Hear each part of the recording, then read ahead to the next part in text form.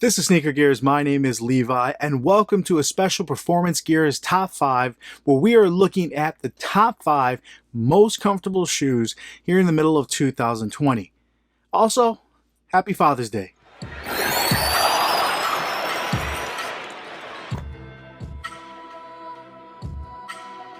If this is your first time tuning in, thank you for joining the channel. Please feel free to subscribe down below. And if you like the video, give it a thumbs up. Now, today we're looking at the top 5 most comfortable sneakers. And I do want to give you guys a heads up. There's a lot of information and I will be looking down at my notes. So if you see me looking down, I'm not ignoring you guys or I'm not forgetting something, but I do want to give you guys the correct information.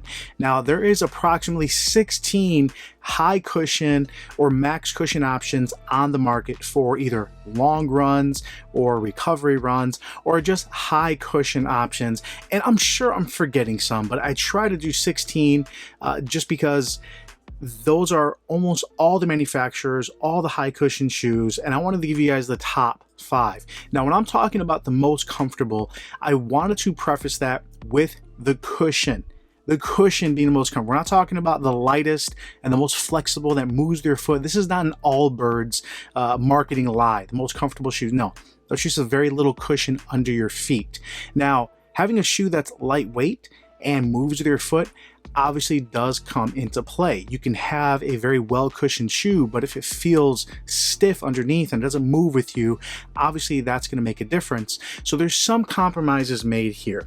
Also, I wanted to take a look, and if there was shoes that are equal in cushion, I want to give you the best version of that shoe and not give you 5 different versions of the same cushion in the same shoe. This is going out to another YouTube video out there showing the top 10 shoes, and 5 of his shoes use the same cushion from the same manufacturer, just different shoes.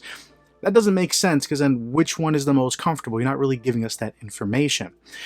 Lastly, I will have a follow-up video for those that missed the cut. So if you guys are going to go in the comments saying, hey, Levi, what about this shoe? Or what about this shoe? Obviously, if you're talking about 5, some are not going to make the cut. And it's not because they're not high cushion. They're just not the top 5. So there's a big difference, and there is a gap here.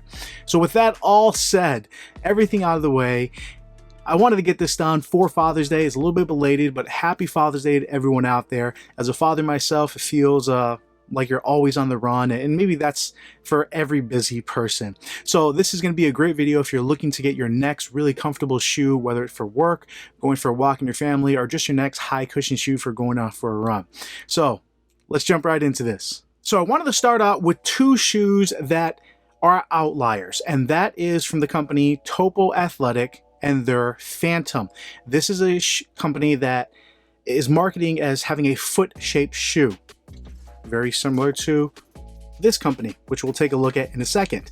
So if you have a wide foot, it does cater to you a little bit more. Topo Athletic. I do have a shoe of theirs called the Zephyr that is a little bit more of a faster day shoe, and the Phantom is using their high cushion, thick version option of it. But honestly, 1, I don't have it, so I don't want to speak to it. It's not on this list. But 2, it does only have a 21 millimeter 4-foot stack height. And what I mean by that, I'll be referring to the 4-foot stack height throughout this video. The heel, obviously, for most shoes will be higher. I believe for this is a 26 millimeter in the heel. So they are low drop, foot-shaped wide shoes. And the cushion they're using, most people say it is very cushioned. It's very cloud-like, but they almost get lost and it's almost too mushy. Not a negative, maybe I can get that in the future, but I do want to throw that out there for a shoe that was not included here, but I wanted to give it its due diligence. The second shoe is going to be from another company like we have here, from Altra. Altra is another kind of foot-shaped kind of shoe, but not nearly as much as Topo, but their claim for all their shoes is a 0 drop. So that means your heel and your forefoot are the exact same plane, just as if you were walking barefoot. The only difference is you have cushion underneath. So I think it's a great option. I think Altra is a brand and a shoe company that every person should have at least 1 shoe from them, depending on what you're looking for. Now, whether that's your everyday running shoe or that's a 2nd or 3rd shoe, that 0 drop does have a lot of benefits in building your calf and Achilles strength. And it is going to feel kind of weird, but it's absolutely worthwhile. Now, their max cushion option is called the Ultra Paradigm. That has a 31 millimeter stack height, which is definitely in the top 3, I think, of every shoe that's out there. And let me look at my notes here. And I'm going to say, man, maybe top 5. So right in there, 31 millimeters. Now it is using an older version of their cushion, so it's not using their new Quantum, which is on their new Torn or Quantic cushion. That is something that's a little bit heavier. It's over half an ounce heavier than the Torn 4 and an ounce and a half plus heavier than the Torn 4.5. So it's something that, although it's max cushion and although it is comfortable, it's not going to be as flexible. It's going to be a little bit heavier, and there is going to be better options. So that is a max cushion shoe, but let's get into the shoes that we have our top 5, starting off with the honorable mentions. The first honorable mention, sticking with Ultra, is the Torn 4 Plush. This is one that is available on sale because the 4.5 just came out. If you can get your hands on these, this is a really well cushioned shoe with 28 millimeters heel to toe, a knit upper. Now this is on the heavier side at 10 ounces versus the 4.5 is 8.9. That's a $140 shoe. On foot, honestly, I don't feel too much of a difference, but at the same time, I do want to give a credit. Lightening a shoe by that much does make a big difference. So even though I have enough light shoes where it doesn't bother me, and if I'm wearing this shoe, it's more for that zero drop feeling.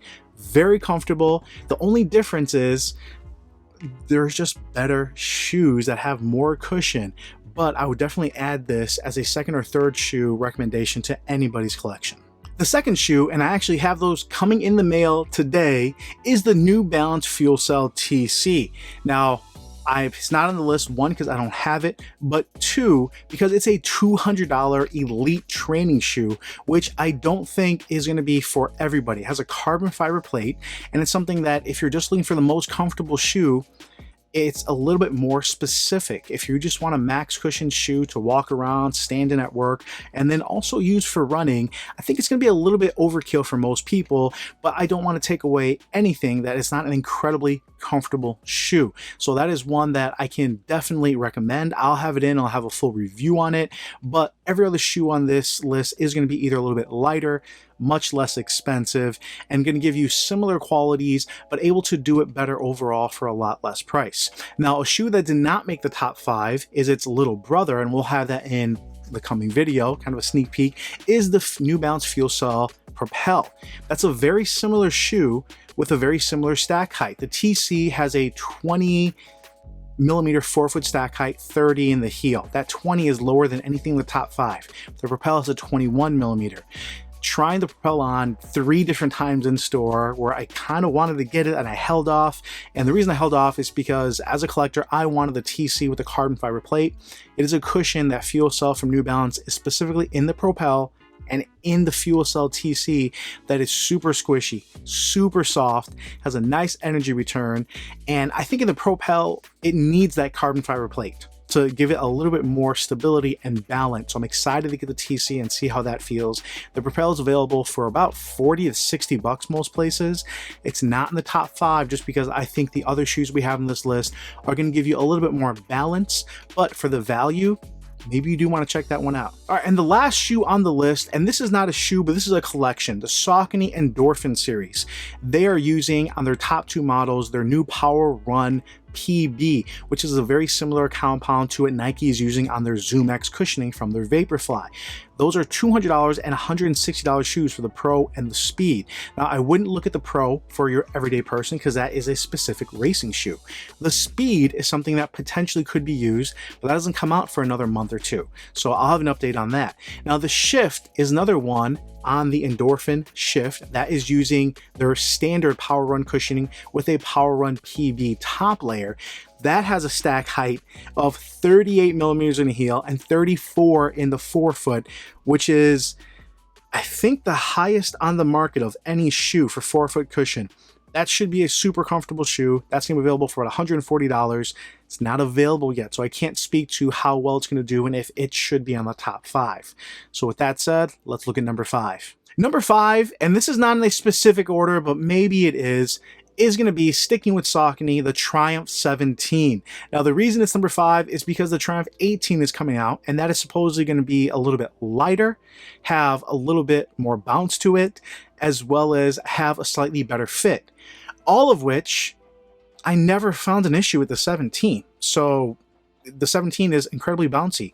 It's much lighter and flexible than a similar counterpart of, say, something from the Ultra Boost, while having a very similar feel. So if you liked any Ultra Boost in the past, the Triumph line with the 17 and now the 18, which is going to look better, be even lighter, more flexible, is just a fantastic shoe. You can get the 17, I believe, on sale in some places, and we'll have some links below. And the Triumph 17 is one of my top cushion favorite shoes of the year. I can put it on no matter where I'm going, no matter how long I'm on my feet. It feels incredible. Now, the biggest difference between the 17 and the 18 is the 17 does have a crystal rubber outsole that's going to last longer, but the new harder rubber compound they have, and I shouldn't say harder rubber, but solid rubber, is going to be actually a little bit more comfortable and lighter, and actually have better traction. So maybe it doesn't last as long, but that 18 does look to be a nice upgrade. But available right now, that Triumph 17 is unbelievable. It does have, forgive me, a 4-foot stack of 24 millimeters. So again, we're pretty high up there where it's cushioned no matter where you step, heel or forefoot. This is something you're going to be really able to enjoy. Number 4 is going to be from Asics, a brand that, unless you're loyal to it, most people don't even consider. Most people are looking at Nike and Adidas, or if you're a hardcore runner, you're looking at Brooks and so forth.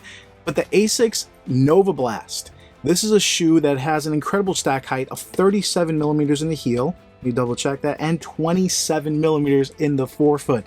Now, this is something that is actually very light. The upper fits incredibly comfortable, very breathable. It is fantastic. Now, I would recommend, if you're a wide footer, go up half a size. That's what I had to do, and I have an amazing fit.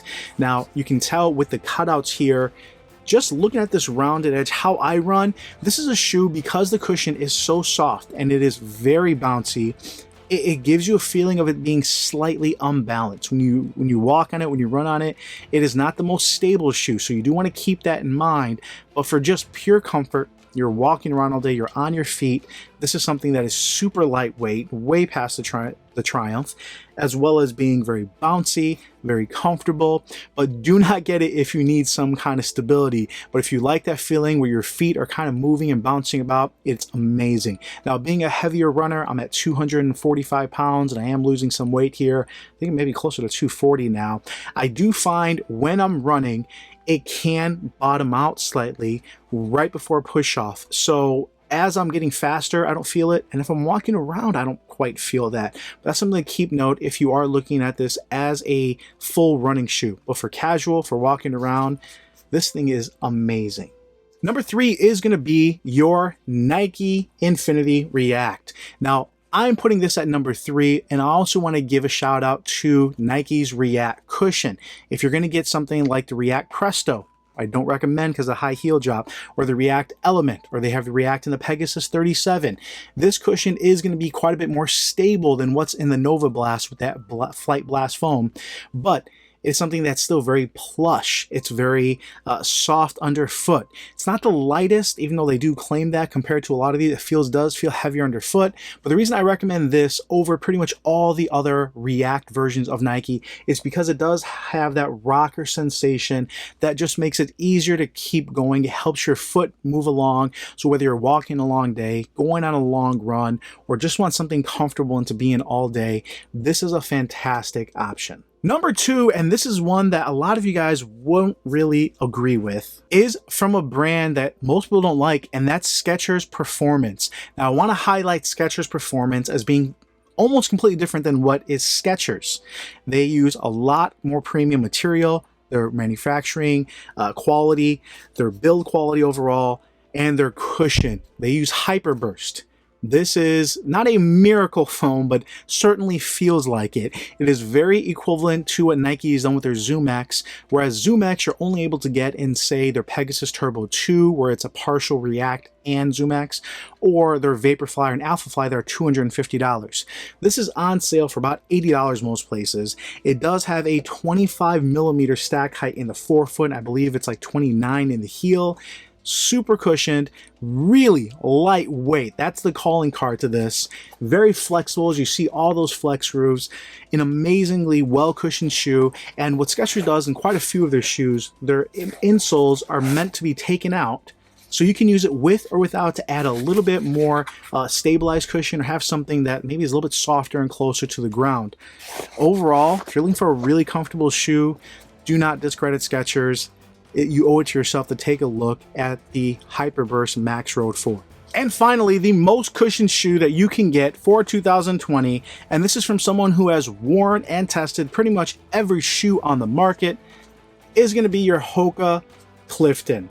Now, the Hoka Clifton 7 is either available soon or available right now. This is the 6. They're using the exact same two links, same cushion. The 7 is going to be, I believe, a slightly lighter and has a ever so slightly different upper. But if you can save the money and go with the 6, do it. If you like the look of the 7, you like the colorways, go with that one. But the Hoka Clifton 6 is an amazing option for having one of the most cushioned, most plush rides you can have in the market. Also being lightweight. It also has that rocker sensation. Decently flexible. Now, if you're wondering, what about the Bondi, Levi? The Bondi is the higher cushion version from Hoka that has more stack height but is less flexible and is heavier, and I don't think it's worth that compromise. The weight savings and the flexibility with that incredible cushion is something that is not really matched by anything else on the market. It's more plush than something you're getting from React. It's as light or close to lightweight as something you're getting from your Skechers. Now, this isn't going to be the bounciest, but it has a little bit of bounce to it. But the plushness and the comfort you're getting on this underfoot is really second to none on the market. And that's owning a lot of the shoes. The closest in softness and plushness is going to be those fuel cell cushion setups from New Balance. And I believe this is just executed a little bit better just because Hoka has been doing it longer. So I'm excited to see what New Balance does in the future. But right now, if you're looking for the most comfortable shoe of middle 2020, probably the rest of the year, it's going to be the Hoka Clifton. Guys, girls, if you like that video, please give it a thumbs up. I will be having a very quick overview on our podcast. Check out the SneakerGearz Podcast on all platforms, as well as check out the other channels, Tech Gears with Levi. There's only one video there, and I do want to grow that channel. But overall, let me know what you think I'm missing. Watch the follow-up video for the shoes that did not make the cut before you guys say, hey, you missed this or this should be on there. And I think you'll be pleasantly surprised why the other shoes are not in the top 5. But overall, hopefully this helps you out. If you're looking for the most comfortable shoes, these are the ones that I recommend, and I don't think you'll be disappointed. As always, this is Levi with SneakerGearz. I really appreciate you guys, and I'll come at you later.